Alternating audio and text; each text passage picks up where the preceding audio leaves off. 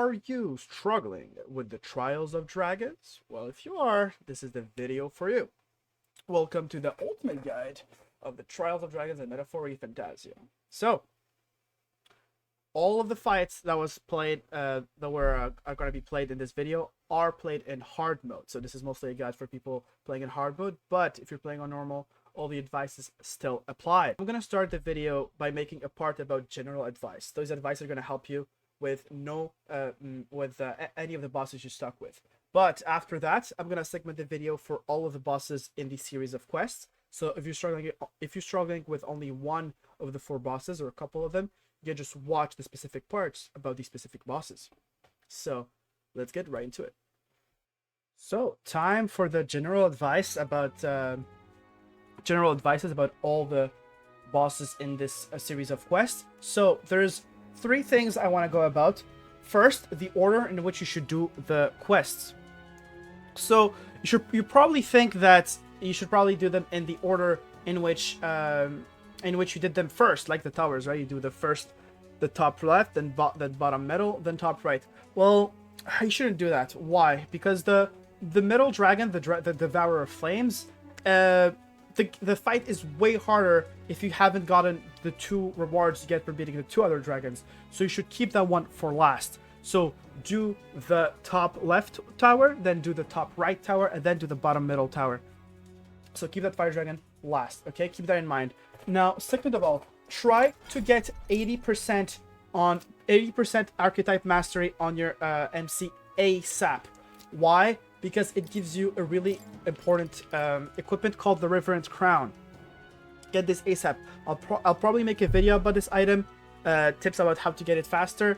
But if you don't have this, it's gonna make the boss fights a lot harder. So make sure to get it. Now, third thing I want to talk about is general party composition. One thing to note is that I don't really care about what's the best, most optimal party. The one thing you need to keep in mind is that you need to stick to your party. Your party is going to get stronger. You're going to spend a lot of magla investing into giving them some passives throughout all the bosses. For all the bosses, I'm going to give you like some passives that you should inherit them. And then if you keep the same party, well, you will still have these passives that are sometimes good for more than one boss. So stick to your party. So the MC is probably going to be is going to be on the prince for every fight.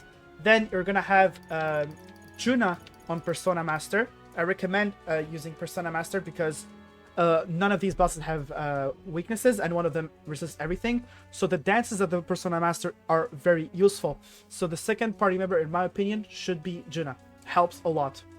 The third party member should be a physical DPS. So either Basilio or Stroll. Why? Because the Tycoon is very, very good against these bosses, or just the royal archetypes of these guys, like the Royal Warrior, Royal Berserker, because almighty damage is just very good for the boss that resists everything. Also, critting is very good against bosses that have no weaknesses because it's very turn efficient, right? Then for your last party member, you want to have either Heisme or a Hulkenberg. If you like Yuffie, you can definitely play Yuffie as like a DPS instead of the Tycoon. I just think the Tycoon is broken.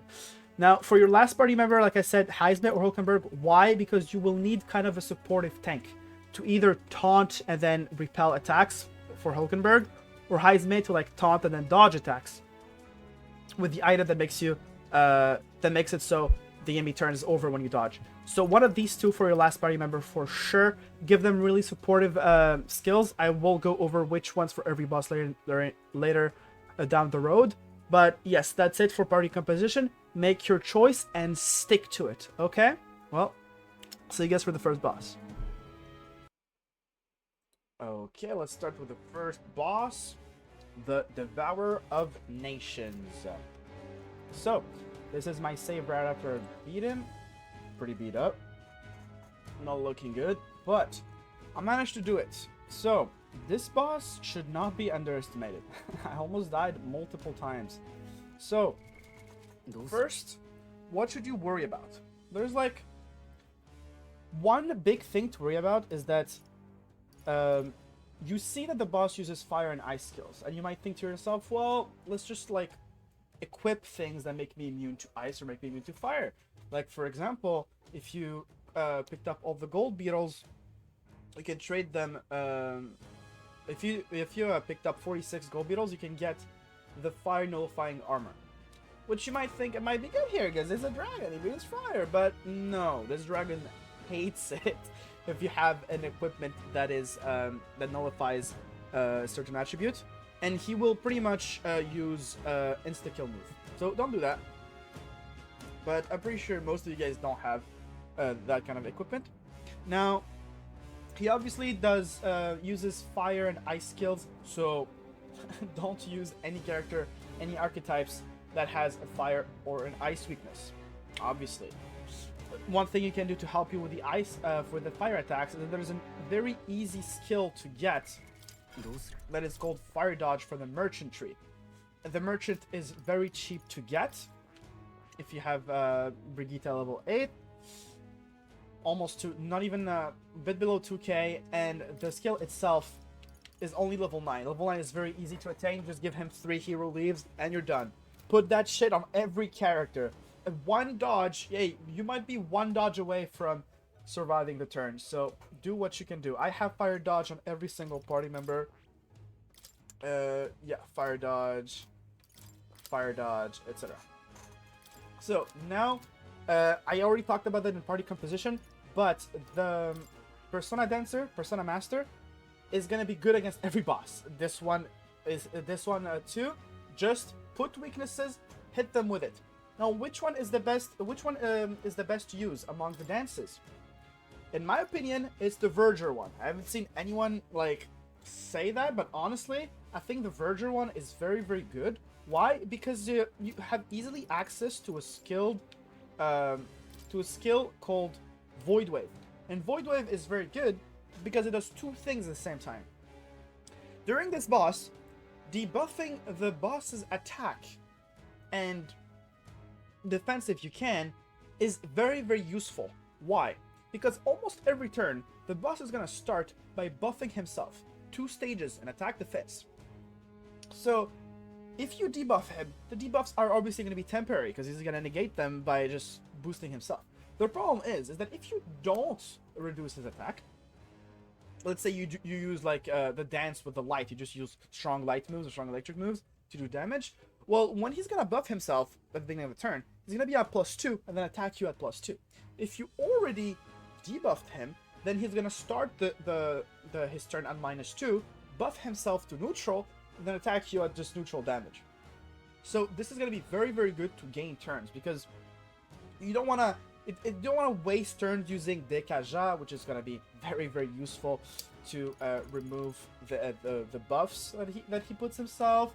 You don't want to waste turns like using Tarunda, Rakunda, even though they are pretty good if you don't have access to Void Wave, and if you just want to reduce his stats even more, they are pretty good. But you don't want to, ideally you don't want to waste time. So Void Wave is very, very good here. You use the Persona Master, you put the Dancer Verger, and you proc Void Wave with a very high magic stat character.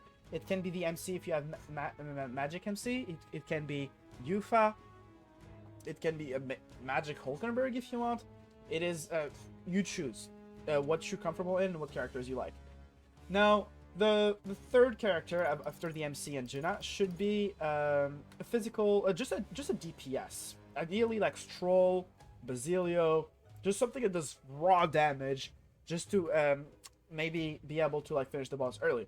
Now, I do recommend, if you have Stroll, if you have already invested in Stroll, I highly recommend him because of the Royal Warrior that gives you access to Vorpal Blade. Very cheap, spammable, and like you can see here, you decrease their attack. If you use Void Wave plus Vorpal Blade every turn, the boss is going to start at -2, which is going to help you a lot. Now, for the last slot, like I said in the general advice, Hulkenberg or Heisme are pretty good because they're just... This one is a dodge tank, this one is a tank.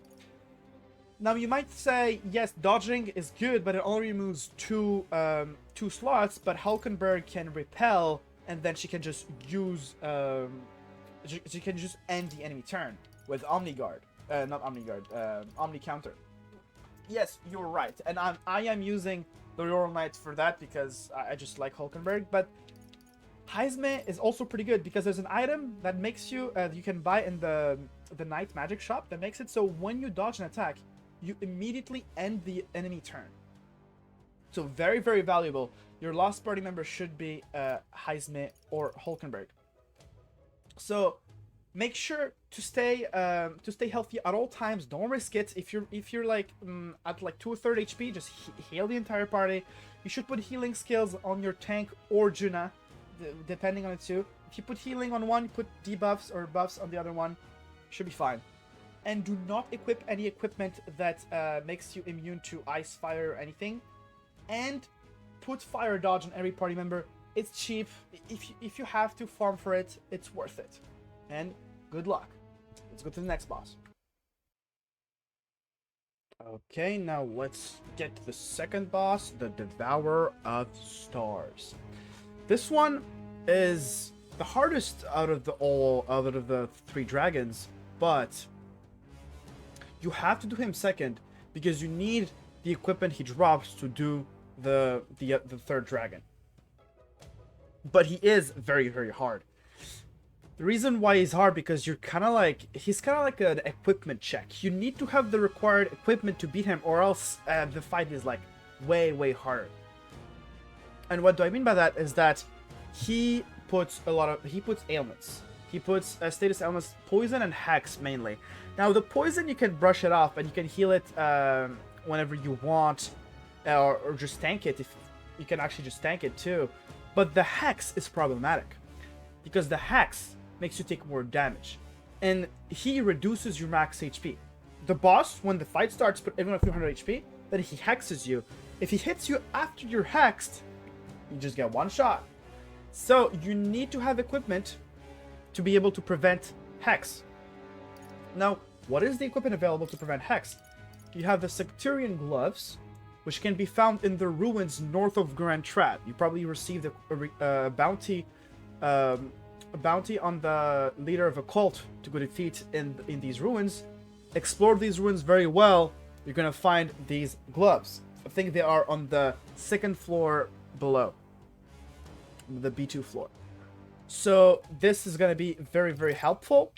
Now you also need what I use to make sure that every single party member is immune to hex is that I give Hulkenberg the Malice screen. You're gonna need one. Pretty useful.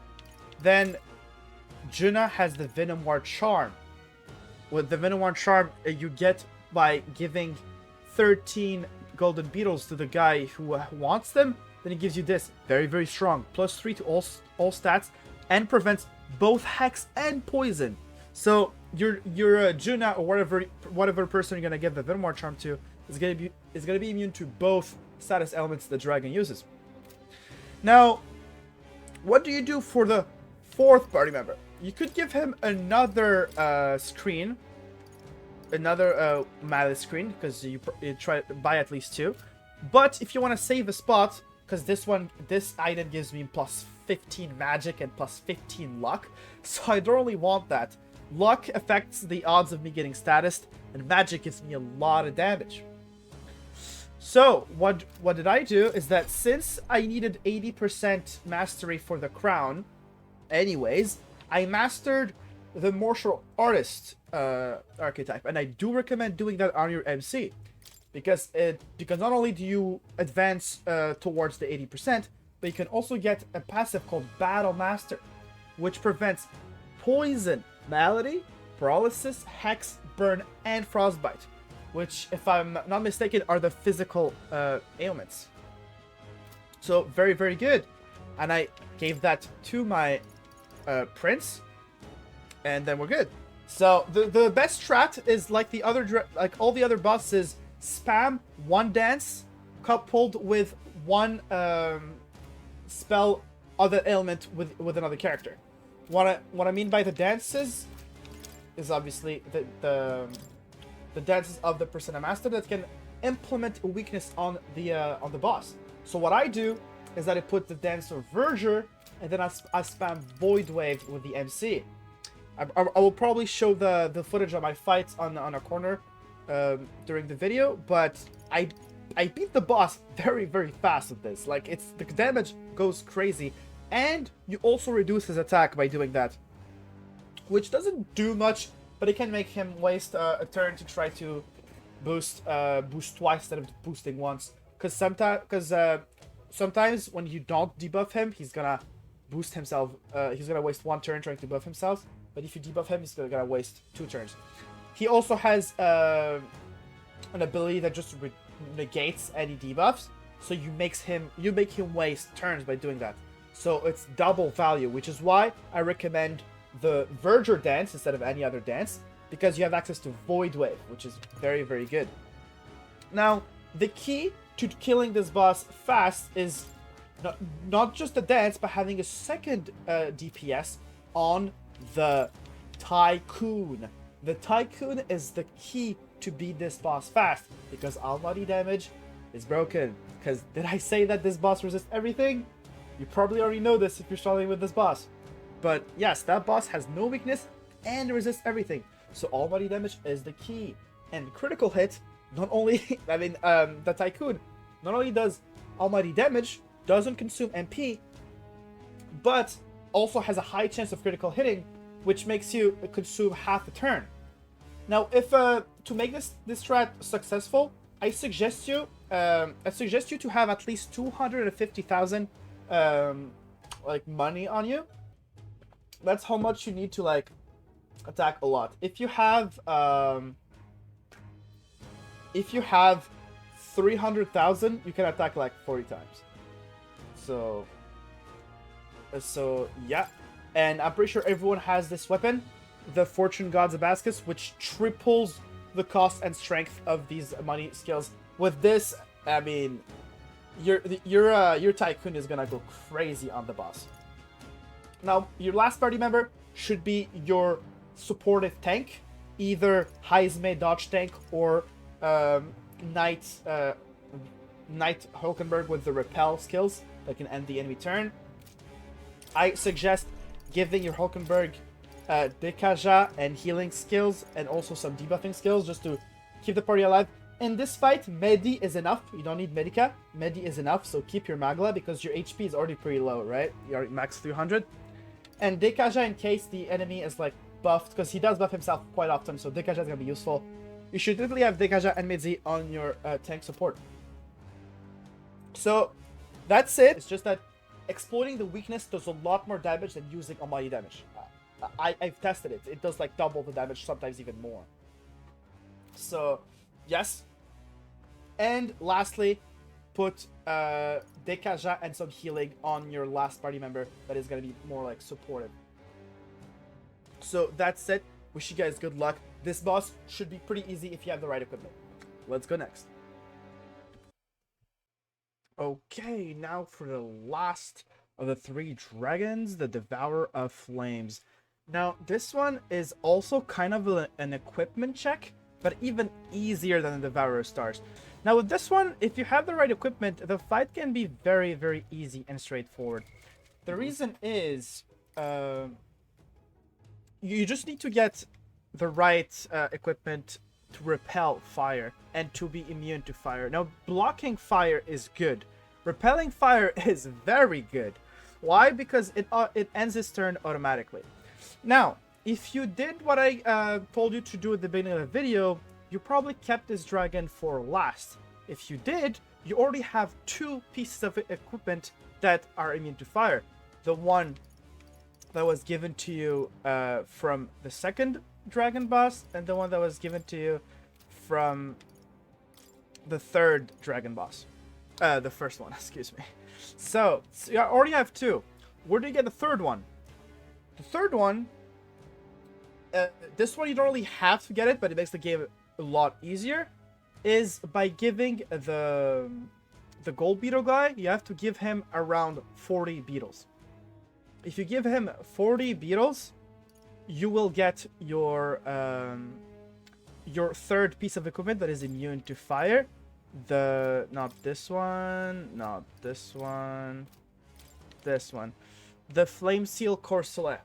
You will get this one if you give him around 40 beetles. So you need to reach basically the fourth reward if you count the first reward was just one beetle. Now I did make a video about what to know about the gold beetles. You can go check it out.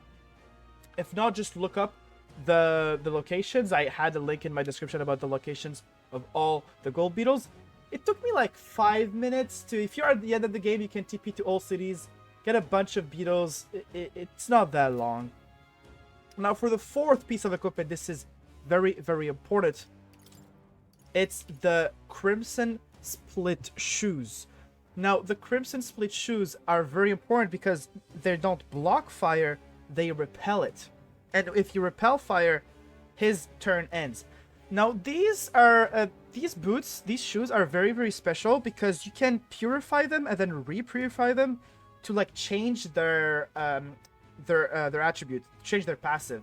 So you need to choose which element. So when you do purify these shoes, be sure to choose fire. And if you choose something else, go back to the church and make them fire. This is gonna make the fight literally 1,000 times easier because every time he uses a fire move, his turn ends because all of his fire moves are AoE, so they hit your entire party.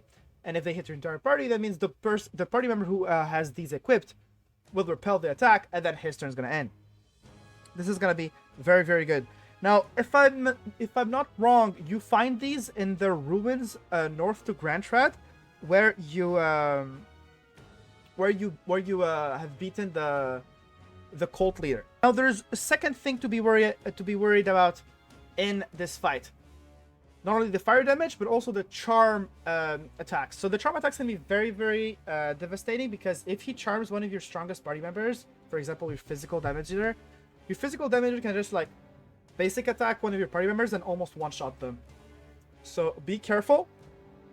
To that, I have a couple advice. First of all, use Juna or at least one Persona Master in your party.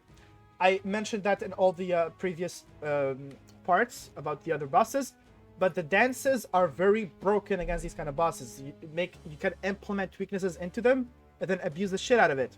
The second reason is that because you can equip this fan that prevents charm, and this one is easy to find. You can just buy it in Grand Trad in the last month. So be sure to use a Persona Master in your party if you want to ease your time.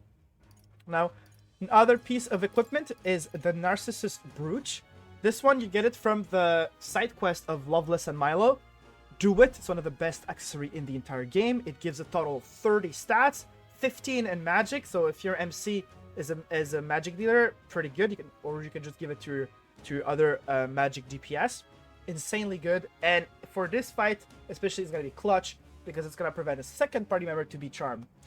Now, for the third party member, and that's where the Royal Knight comes clutch, because, you know, the Royal Knight wasn't really that optimal for the previous fights, but I invested into it because I just love the repelling. But there's another reason why the Royal Knight is good, because the Royal Knight is pretty much immune to every ailment. Now, not exactly.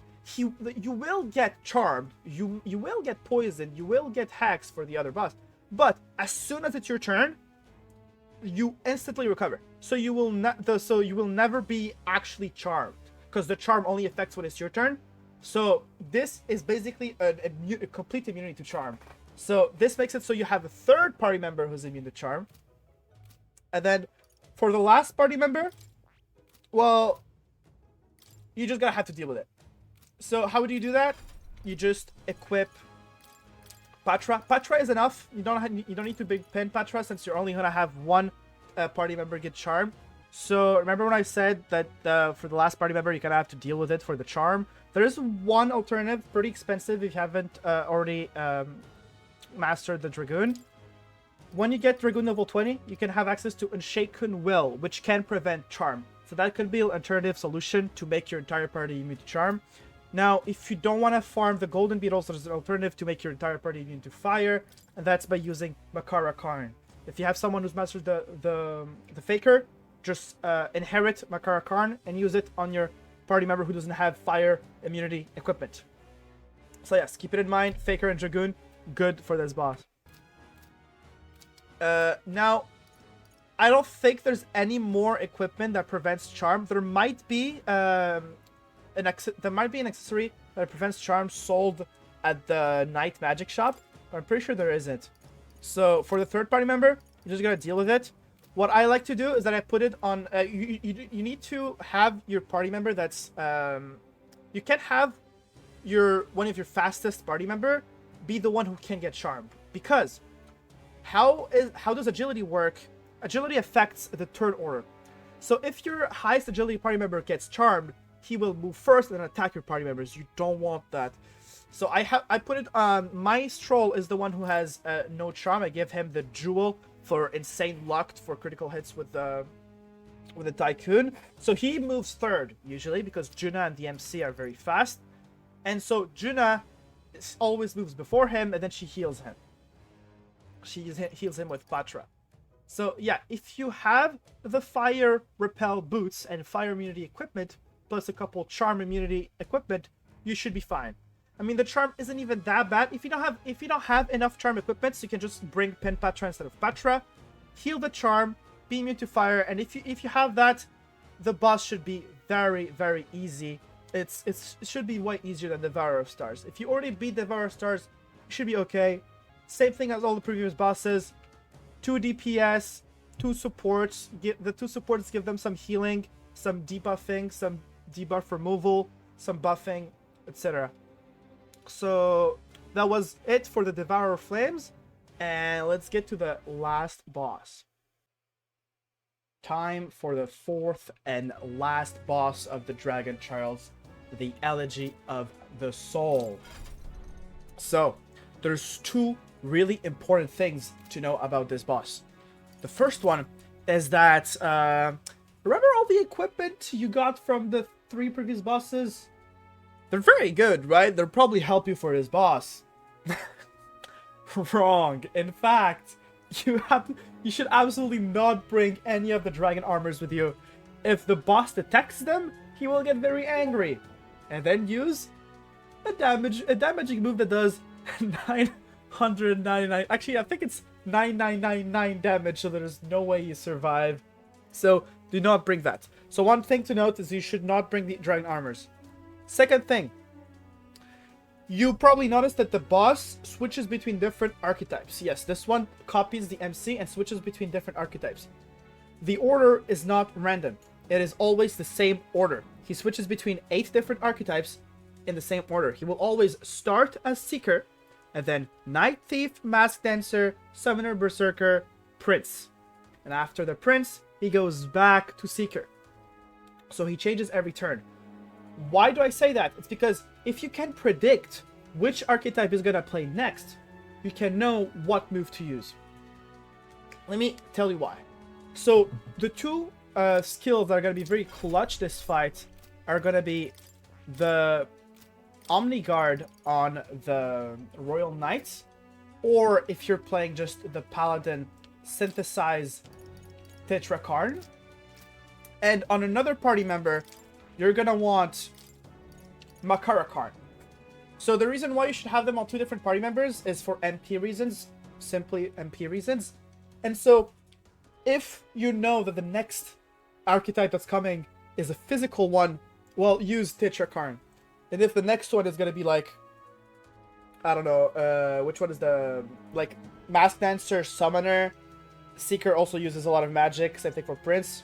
If these come, put Makarakarn, etc. So if you have the Royal Knights, this fight is going to be a lot easier because you have access to Omni Guard, which nullifies both. Now this one is not going to repel the attack, but it can be just like a save measure in case the next archetype is kind of mixed. This boss does not remove his debuffs and your buffs, or at least he didn't for me. Maybe he does sometimes. So be sure to bring some buffs. So what I did is that I brought the Tycoon, which is very good for critting. The boss has no weaknesses, so critting is a good way to save turns. And since the Tycoon doesn't use MP, I gave some like party boosting moves on him so I can make use of his MP. So bring buffs, bring debuffs, bring Tetrakarn and Makarakarn, very, very useful. Bring a taunt tank. This boss has a lot of single target attack, and being able to just taunt him and then make sure he's gonna attack that party member, so you can put the repel skills on that party member, is gonna just end his turn very quick. What are your two options? Either, I would say either Paladin, Royal Knight, or the Ninja on Heisme. So the Ninja has Third Eye. I think everyone knows this strat. The combination between Third Eye and Night Proclamation, plus the item that makes it so if you dodge, the enemy turn ends, is gonna basically a dodge tank. So you either need a dodge tank or a night tank. One of these two, and then do damage. All of the strategies I talked about for the previous bosses work in this one.